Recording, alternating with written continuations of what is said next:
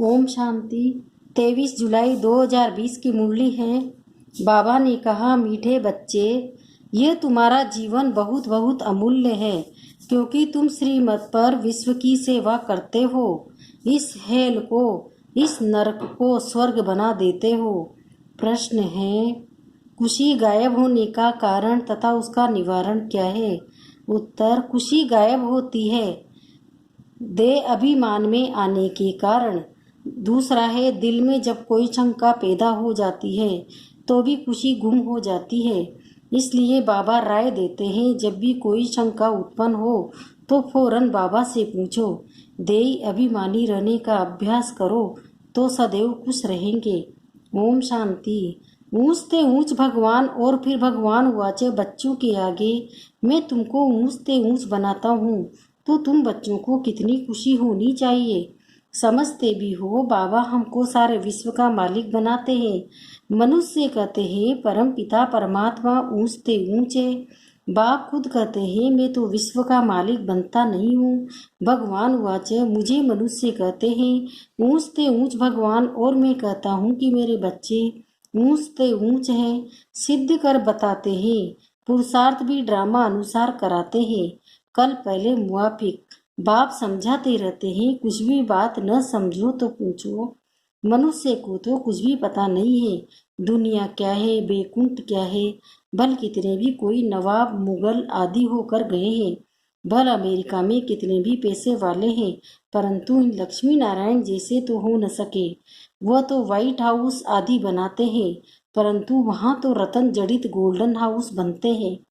उसको कहा ही जाता है सुखधाम। तुम्हारा ही हीरो हीरोइन का पार्ट है। तुम डायमंड बनते हो। गोल्डन एज थी, अब है आयरन एज। बाप कहते हैं तुम कितने भाग्यशाली हो। भगवान खुद भेंट समझाते हैं, तो तुमको कितना खुश रहना चाहिए। तुम्हारी ये पढ़ाई है नई दुनिया के लिए। ये तुम्हारा जीवन बहुत अमूल्य है, क्योंकि तुम विश्व की सर्विस करते हो। बाप को बुलाते हैं कि आकर हेल को हेविन बनाओ। हेवनली गॉड फादर कहते हैं ना। बाप कहते हैं तुम हेविन में थे ना, अब हेल में हो, फिर हेविन में होंगे। हेल शुरू होता है तो फिर हेविन की बातें भूल जाती है। ये तो फिर भी होगा। फिर भी तुमको गोल्डन एज से आयरन एज में जरूर आना है। बाबा बार बार बच्चों को कहते हैं, दिल में कोई भी शंका हो जिससे खुशी नहीं रहती तो बताओ। बाप बेट पढ़ाते ही तो पढ़ना भी चाहिए ना। खुशी नहीं रहती है क्योंकि तुम देह अभिमान में आ जाते हो। खुशी तो होनी चाहिए ना। बाप तो सिर्फ ब्रह्मांड का मालिक है, तुम तो विश्व के मालिक बनते हो। बल बाप को क्रिएटर कहा जाता है, परंतु ऐसे नहीं कि प्रलय हो जाती है फिर नई दुनिया रचते हैं। नहीं, बाप कहते हैं मैं सिर्फ पुरानी को नया बनाता हूँ, पुरानी दुनिया विनाश कराता हूँ, तुमको नई दुनिया का मालिक बनाता हूँ। मैं कुछ करता नहीं हूँ। ये भी ड्रामा में नूंद है। पतित दुनिया में ही मुझे बुलाते हैं। पारसनाथ बनाता हूँ तो बच्चे खुद पारसपुरी में आ जाते हैं। वहाँ तो मुझे कभी बुलाते ही नहीं है। कभी बुलाते हो कि बाबा पारसपुरी में आकर थोड़ी विजिट तो लो। बुलाते ही नहीं। गायन भी है, दुख में सिमरन सब करे। पति दुनिया में याद करते हैं, सुख में करे न कोई। न याद करते हैं न बुलाते हैं, सिर्फ द्वापर में मंदिर बनाकर उसमें मुझे रख देते हैं। पत्थर का नहीं तो हीरो का लिंग बनाकर रख देते हैं। पूजा करने के लिए कितनी वंडरफुल बातें हैं। अच्छी तरह से कान खोलकर सुनना चाहिए। कान भी प्योर करना चाहिए। Purity first. कहते हैं शेरनी का दूध सोने के बर्तन में ही ठहर सकता है। इसमें भी पवित्रता होगी तो धारणा होगी। बाप कहते हैं काम महाशत्रु है, इन पर विजय पानी है। तुम्हारा यह अंतिम जन्म है, ये भी तुम जानते हो। ये वही महाभारत लड़ाई भी है। कल्प कल्प जैसे विनाश हुआ है, हूँ बहु अब भी होगा ड्रामा अनुसार। तुम बच्चों को स्वर्ग में फिर से अपने महल बनाने हैं, जैसे कल पहले बनाए थे। स्वर्ग को कहते ही पैराडाइज। पुराणों से पैराडाइज अक्सर निकला है। कहते हैं मानसरोवर में परियां रहती थी, उसमें कोई टुबका लगाए तो परी बन जाए। वास्तव में ही ज्ञान मानसरोवर उसमें तुम कैसे क्या बन जाते हो। शोभनिक को परी कहते हैं, ऐसे नहीं, पंखों वाली कोई परी होती है। जैसे तुम पांडवों को महावीर कहा जाता है, उन्होंने फिर पांडवों के बहुत बड़े बड़े चित्र, गुफाएं आदि भेंट दिखाए हैं। भक्ति मार्ग में कितने पैसे बर्बाद करते हैं। बाप कहते हैं, हमने तो बच्चों को कितना साहूकार बनाया है। तुमने इतने सब पैसे कहाँ किए। भारत कितना साहूकार था। अभी भारत का क्या हाल है। जो 100% सॉल्वेंट था, अब 100% इंसॉल्वेंट बन पड़ा है। अभी तुम बच्चों को कितनी तैयारी करनी चाहिए। बच्चों आदि को भी यही समझाना है कि शिव बाबा को याद करो। तुम कृष्ण जैसे बनेंगे। कृष्ण कैसे बना ये किसी को पता थोड़ी ही है। आगे जन्म में शिव बाबा को याद करने से ही कृष्ण बना। तो तुम बच्चों को कितनी खुशी रहनी चाहिए। लेकिन अपार खुशी उन्हें ही रहेगी जो सदा दूसरों की सेवा में रहते हैं। मुख्य धारणा चलन बहुत बहुत रोयल हो, खान पान बहुत सुंदर हो। तुम बच्चों के पास जब कोई आते हैं तो उनकी हर प्रकार से सेवा करनी चाहिए। स्थूल भी तो सूक्ष्म भी, जिस्मानी रूहानी दोनों करने से बहुत खुशी होगी। कोई भी आए तो उनको तुम सच्ची सत्यनारायण की कहानी सुनाओ। शास्त्रों में तो क्या क्या कहानियां लिख दी है। विष्णु की नाभि से ब्रह्मा निकला, फिर ब्रह्मा के हाथ में शास्त्र दे दिए हैं। अब विष्णु की नाभि से ब्रह्मा कैसे निकलते हैं, कितना राज है, और कोई इन बातों को कुछ समझ न सके। नाभि से निकलने की तो बात ही नहीं है। ब्रह्मा सो विष्णु, विष्णु सो ब्रह्मा बनते हैं। ब्रह्मा को विष्णु बनने में सेकंड लगता है। सेकंड में जीवन मुक्ति कहा जाता है। बाप ने साक्षात्कार कराया, तुम बिन विष्णु का रूप बनते हो। सेकंड में निश्चय हो गया, विनाश साक्षात्कार भी हुआ। नहीं तो कलकत्ता में जैसे राजाएं ठाठ से रहते थे, कोई तकलीफ नहीं थी, बड़ा रॉयल्टी से रहते थे। अब बाप तुम्हें ज्ञान रत्नों का व्यापार सिखलाते हैं। यह वह व्यापार तो इनके आगे कुछ भी नहीं है, परंतु इनके पाठ और तुम्हारे पाठ में फर्क है। बाबा ने इनमें प्रवेश किया और फट से सब छोड़ दिया। भट्टी बननी थी, तुमने भी सब कुछ छोड़ा। नदी पार कर आए, भट्टी में पड़े। क्या क्या हुआ कोई भी परवाह नहीं। कहते ही कृष्ण ने भगाया। क्यों भगाया। उन्हों को पटरानी बनाने ये भट्टी भी बनी। तुम बच्चों को स्वर्ग की महारानी बनाने के लिए। शास्त्रों में तो क्या क्या लिख दिया है, प्रैक्टिकल में क्या क्या है, सो अब तुम समझते हो। भगाने की बात ही नहीं, कल पहले भी गाली मिली थी, नाम बदनाम हुआ था। यह तो ड्रामा है। जो कुछ होता है कल पहले मुआफिक। अभी तुम अच्छी रीति जानते हो, कल पहले जिन्होंने राज्य लिया है वो जरूर आएंगे। बाप कहते हैं, मैं भी कल्प कल्प आकर भारत को स्वर्ग बनाता हूँ। पूरा 84 जन्मों का हिसाब बताया है। सतयुग में तुम अमर रहते हो, वहाँ अकाली मृत्यु होती नहीं। शिव बाबा काल पर जीत पहन आते हैं। कहते हैं, मैं कालों का काल हूँ। कथाएं भी है ना, तुम काल पर विजय पाते हो। तुम आते हो अमर लोक में।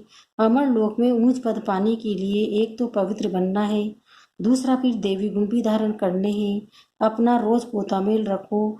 रावण द्वारा तुमको घाटा पड़ा है, मेरे द्वारा फायदा होता है। व्यापारी लोग इन बातों को अच्छी रीति समझेंगे। ये है ज्ञान रतन। कोई विरला व्यापारी इनसे व्यापार करे।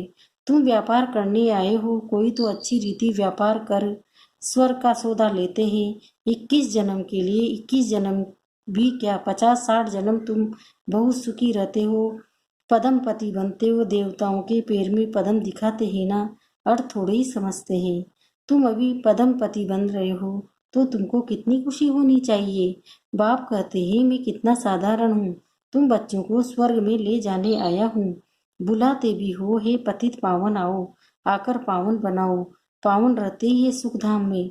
शांति धाम की कोई इष्ट जोगरूपी तो हो नहीं सकती, वो तो आत्माओं का झाड़ है। सूक्ष्म वतन की कोई बात ही नहीं। बाकी ये सृष्टि चक्र कैसे फिरता है वो तुम जान गए हो। सतयुग में लक्ष्मी नारायण की डिनाइस्टी थी। ऐसे नहीं, एक ही लक्ष्मी नारायण सिर्फ राज्य करते हैं, वृद्धि तो होती है ना। फिर द्वापर में वही पूज्य से फिर पुजारी बनते हैं। मनुष्य फिर परमात्मा के लिए कह देते, आप ही पूज्य, जैसे परमात्मा के लिए सर्वव्यापी कह देते हैं। इन बातों को तुम समझते हो। आधा कल्प तुम गाते आए हो, ऊंचते ऊंच भगवान, और अब भगवान वाचा ऊंचते ऊंच बच्चे हो। तो ऐसे बाप की राय पर भी चलना चाहिए ना। ग्रस्त व्यवहार भी संभालना है। यहाँ तो सब रह न सके, सब रहने लगे तो कितना बड़ा मकान बनाना पड़े। ये भी तुम एक दिन देखेंगे कि नीचे से ऊपर तक कितनी बड़ी क्यू लग जाती है दर्शन करने के लिए। कोई को दर्शन नहीं होता है तो गाली भी देने लग पड़ते हैं। समझते हैं महात्मा का दर्शन करें। अभी बाप तो है बच्चों का, बच्चों को ही पढ़ाते हैं। तुम जिसको रास्ता बताते हो कोई तो अच्छी रीति चल पड़ते हैं, कोई धारणा कर कर नहीं सकते। कितने हैं जो सुनते भी रहते, फिर बाहर में जाते हैं तो वहाँ के वहाँ रह जाते। वो खुशी नहीं, पढ़ाई नहीं, योग नहीं। बाबा कितना समझाते हैं, चार्ट रखो नहीं तो बहुत पछताना पड़ेगा। हम बाबा को कितना याद करते हैं, चार्ट देखना चाहिए। भारत के प्राचीन युग की बहुत महिमा है। तो बाप समझाते हैं कोई भी बात नहीं समझो तो बाबा से पूछो, आगे तुम कुछ भी नहीं जानते थे। बाबा कहते हैं ये है कांटों का जंगल, काम महाशत्रु है। ये अक्सर खुद गीता के हैं। गीता पढ़ते थे परंतु समझते थोड़े ही थे। बाबा ने सारी आयु गीता पढ़ी, समझते थे गीता का महात्म बहुत अच्छा है। भक्ति मार्ग में गीता का कितना मान है। गीता बड़ी भी होती, छोटी भी होती है। कृष्ण आदि देवताओं का वही चित्र पैसे पैसे में मिलते रहते हैं। उन्हीं चित्रों के फिर कितने बड़े बड़े मंदिर बनाते हैं। तो बाप समझाते हैं तुमको तो विजय माला का दाना बनना है। ऐसे मीठे मीठे बाबा को बाबा बाबा भी कहते हैं, समझते भी है, स्वर्ग की राजाई देते हैं। फिर भी सुनंती कथनती अहो माया फारकती देवंती। बाबा कहा तो बाबा माना बाबा। भक्ति मार्ग में गाया जाता है पतियों का पति, गुरुओं का गुरु एक ही है। वह हमारा फादर, ज्ञान का सागर, पतित पावन है। तुम बच्चे कहते हो बाबा हम कल्प कल्प आपसे वर्षा लेते आए हैं, कल्प कल्प मिलते हैं। आप बेहद के बाप से हमको जरूर बेहद का वर्षा मिलेगा। मुख्य है ये अल्प, उसमें बेमर्ज है। बाबा माना वर्षा वह है हद का, ये है बेहद का। हद के बाबा तो ढेर के ढेर है, बेहद का बाप तो एक ही है। अच्छा मीठे मीठे 5000 वर्ष बाद फिर से आकर मिलने वाले बच्चों प्रति बाप दादा का याद प्यार और गुड मॉर्निंग। रूहानी बाप की रूहानी बच्चों को नमस्ते। हम रूहानी बच्चों की भी रूहानी माता पिता बाप दादा को याद प्यार गुड मॉर्निंग, नमस्ते नमस्ते नमस्ते। शुक्रिया बाबा शुक्रिया, आपका पद्मा पदम शुक्रिया। धारणा के लिए मुख्य सार है। पहला है स्थूल सूक्ष्म सेवा कर अपार खुशी का अनुभव करना है और कराना है। चलन और खान पान में बहुत रॉयल्टी रखनी है।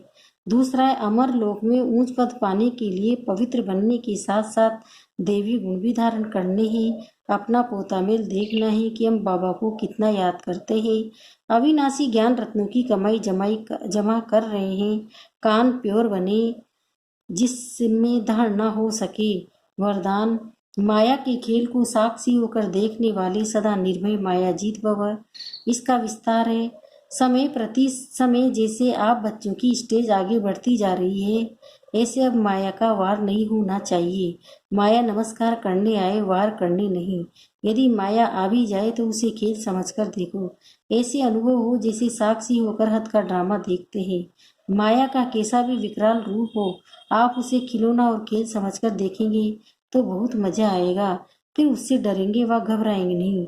जो बच्चे सदा खिलाड़ी बनकर साक्षी हो माया का खेल देखते हैं वो सदा निर्भय व मायाजीत बन जाते हैं। स्लोगन ऐसा स्नेह का सागर बनो जो क्रोध समीप भी न आ सके। ओम शांति।